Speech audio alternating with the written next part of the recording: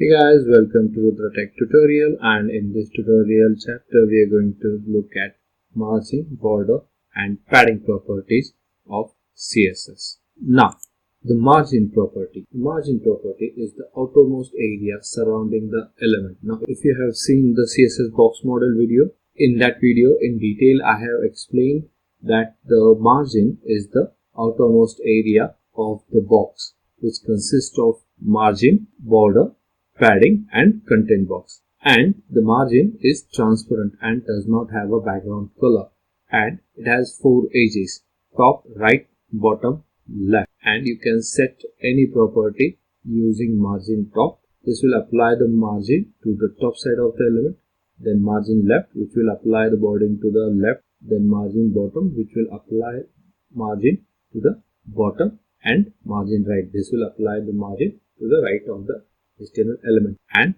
then there is margin. This particular property will group together all the edges of the element. So in this case, it will help us to apply the property to all the edges of that particular HTML element. Now, here is the example that I have prepared, which has a simple HTML document with a class that is set to margin 1 and 2 paragraph elements, and each of them is applied with the margin 1 class. Now here I have applied only background, height, width and color properties, and it does not have a margin property. Now I'm going to execute this on the browser.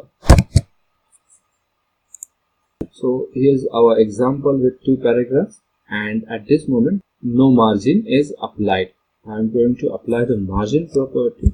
So I'm going to first use the margin. In this case, I am going to apply margin property that will be applied to all the edges. So it will be applied like margin, then colon. So I have set it to 20 px. So whenever I am applying a property using margin and I am setting it to 20 px, it will be applied to all the edges. So margin on top, it will be 20 px. On the right, it will be 20 px. On the bottom it will be 20 px, and on the left it will be 20 px. So I'm going to save this one, and let's refresh the HTML page that we have. Now there is a margin applied on the left, on the top, and in between the 2 HTML elements, that is a paragraph element, as we have set the margin to 20 px. So this is how you can use the margin property. Now here is another example that I have prepared, which has a HTML document and has margin 1 class that is similar to the one that we had in the previous example, and in this one as well I have applied the margin to 20 px. So wherever this class is applied, that element will be having the margin of 20 px. Then I have margin 2 class, which has margin 50 px and 60 px. So in this case, margin for top and bottom will be applied 50 px, and margin for left and right will be applied as 60 px. So whenever we are only 2 values, like in this case 50 px and 60 px, the first one will be applied to top and bottom, and the second one will be applied to left and right. Then there is a class margin 3, and in this case I have set top as 10 px, right as 20 px, bottom as 10 px and left as 20 px. So in this case, the margin property is applied collectively to all the 4 edges of that particular HTML element, and this same example is repeated in the class margin 4.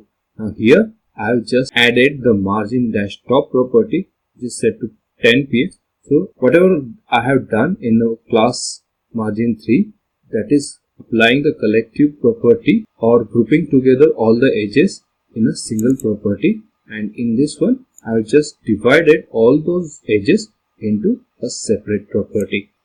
So this way we can either apply the margin by grouping them together or separating them one by one. So in this case, top, right, bottom, left properties have been set separately. This will help us separate the margin property for each of the edges. And I have also created multiple paragraph elements and each is applied with class margin 1, margin 2, margin 3 and margin 4. Now let's see how it is executed on the browser. So you can see margin is set to 20px. In this case, although I have returned mistakenly 5px and 6px, the margin is actually set to 50px and 60px.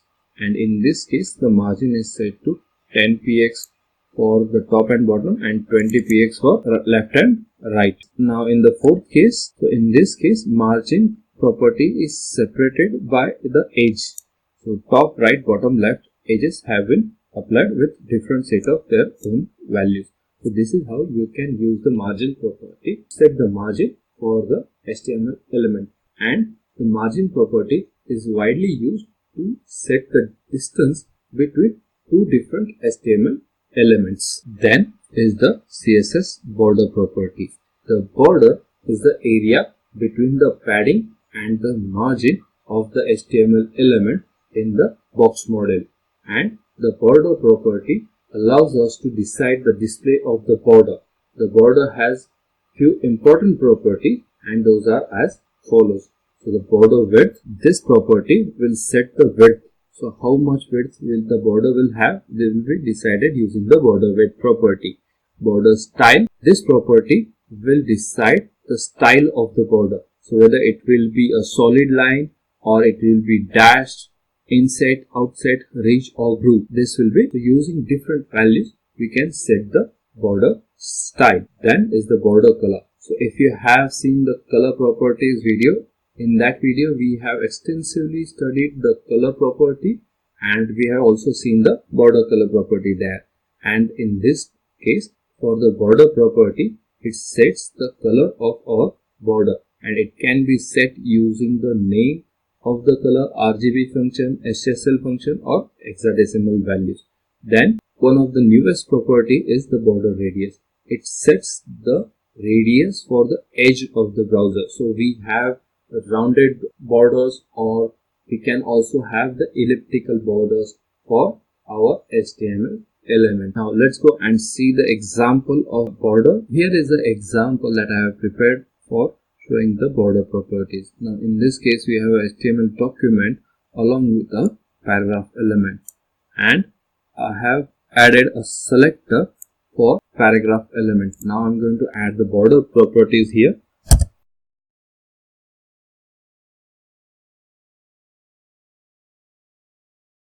In this case, I have added three border properties: border color, which will set the color of the border; border width, which will set the width of the border; and style, which will set the style of the border.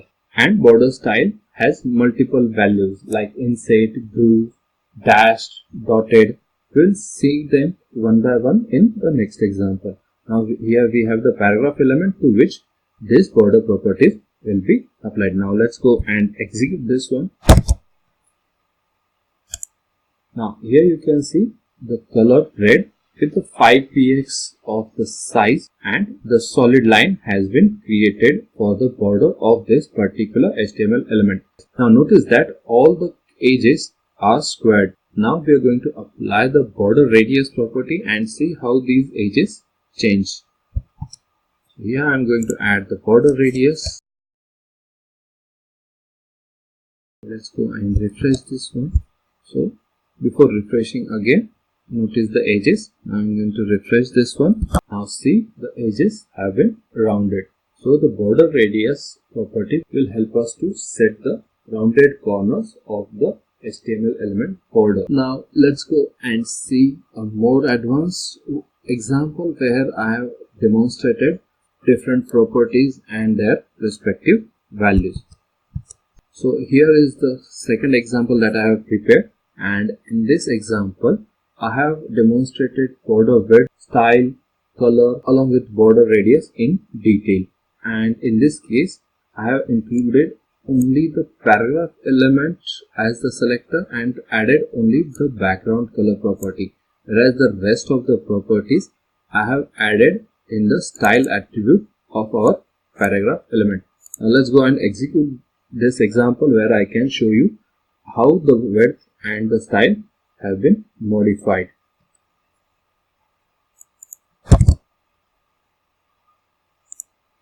in this case, I have applied various properties to the given HTML element. So first is border width, which is set to thin. So the value of the width of the border is thin, and you can see the border is thin. Then the value is set to medium. You can see the border is medium, and in this case border width is thick, so the border is thick. And we can also set border width using the units of pixel or EM, and in this example I have set the value to 10 px. Then is the border style. The border style property will help us to set the style of the border for the HTML element. Now in this case border style has been set to none, so no border is displayed. Similarly, in the case of border style is set to hidden, no border is displayed. Then dashed. So in this case border is dashed. Then border style set to dotted. Border style set to solid, that we have used in our previous example. Then border style set to inset. Similar way outset. So you can see the outset property has been set for the border of this particular HTML element. Then border style is set to ridge, and the last one is root. So these are different values that we can set for the border style property. Then is the border color, which I have already in detail explained in the color property video. I have added the video URL in the description below, but in this example I have added border color to red, or using the RGB function or the hexadecimal value. Then is the border radius. Now border radius will help us to create the rounded corner elements. So in this case I have set the border radius to 30 px.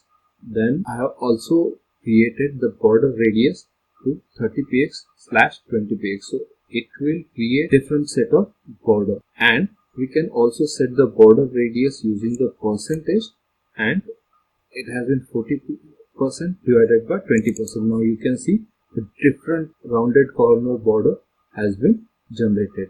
And you can also set the border radius 30 px, 10 px, 50 px, 5 px. So for the each edge I have set a different size of the border. So top, right, bottom, left. So all these edges have been covered using these 4 property values for border radius and this border radius. So using the border radius property, we can group together the values for all the edges of that particular HTML element. Now in these examples we have separated all the properties. So border width, border style, then border color and border radius. Now we can group together these properties for different edges, that is for right, top, left and bottom. So here I have set border right 5 px inset black. So border right is black. Then the border bottom is 5 px dotted green. So in this case border bottom is 5 px dotted green, and the left border is set to blue. This is outset and set to blue. Then the border top is dashed and red. So you can see the border top is dashed and red. So this is how you can use the border property for an HTML element. Then is the CSS padding property. The padding property is the area surrounding the element content and is between the element content and the border of our HTML element. This property is affected by the element's background color. It creates a space between the element content and the border of element. Like the border and the margin property, this property has 4 sides: top, bottom, left and right. So when we are saying the margin is the space between 2 HTML elements, and when we are saying the padding is the space within that HTML element surrounding the content box. So that is the surrounding the our text, images and other content within the HTML element, and it has different set of properties for different edges. So padding top, this property will be applied to the top of the HTML element content. Then padding, this property will set the padding for left side of the element content. Padding bottom, this will be set for the bottom of the element content, and padding right, which will be set for the right side of the element content. and we can group together all these properties into a single property, that is the padding property. Now here is an example that I have prepared for the padding property, and in this one we have a class called padding1 which will have background color, height, width and color property, and which will be applied to the paragraph element. Now let's go and execute this one. Now you can see the paragraph element without the padding property. I have just added the padding 20px here, but in actually we have not applied any padding within the particular padding1 class. I am going to set the padding actually to 20px. Now let's go and refresh our page and see how it looks. This is how our paragraph element looks without the padding. Now I'm going to refresh this one. Now once the padding is added, you can see the background color has increased and the padding, so that is a space is added between the content and of the border of our HTML element. So this is how you can use the padding property. Now here is another example that I have prepared that will show us how the padding property can be applied to an HTML element using different ways. Now in this one, padding 1, this will apply padding directly, so this will be applied to all the edges of the HTML element, that is top, right, bottom, left.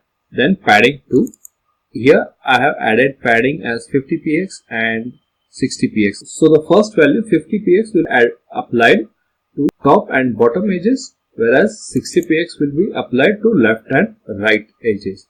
Then in the padding 3 class I have added padding property, and in this one 4 values have been added, and these values will be applied in order top, right, bottom and left. So these property will be applied to all the edges of our HTML element. And in the padding 4 class I have separated each of these values using the property specific for that particular edge of element. Now in this one, padding top, right, bottom and left. So in this case we can specify the value for the specific edge of that particular HTML element. So if I want to remove 1 or 2 edges from this class, I can remove it. This is the advantage of applying separate properties for different edges. Now let's go and execute this example. So if you are wondering what is the shortcut key that I have used till now, it is Alt-Shift-B. So it will pop up the list of browsers that you have, and by default I have the Chrome browser, so I'm going to execute every example on the Chrome. So this is how the padding property is used. So in this video we have seen margin, border and padding property. These are all the properties of our box model. I hope you have understood this video. If you do, please provide us the comment and do subscribe. Thank you.